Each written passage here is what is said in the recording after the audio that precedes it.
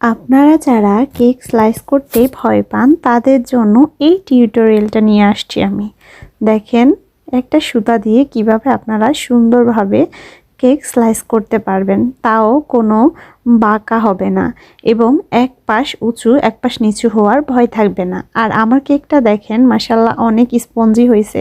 আমি আপনাদের হাত দিয়েও দেখিয়ে দিয়েছি, এটা ভাঙছে না।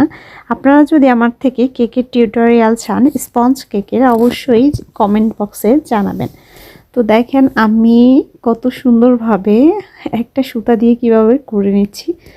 সাইড দিয়ে আগে দেখবেন সমান আছে কিনা, তারপর দেখেন জাস্ট মানে এক পাশ উপর এক পাশ নিচ হওয়ার কোনো মানে চান্সই নাই, বুঝছেন। আর যারা হচ্ছে রায়পুর লক্ষ্মীপুরে আমার থেকে কেক নিতে চান অবশ্যই ইনবক্সে জানাবেন।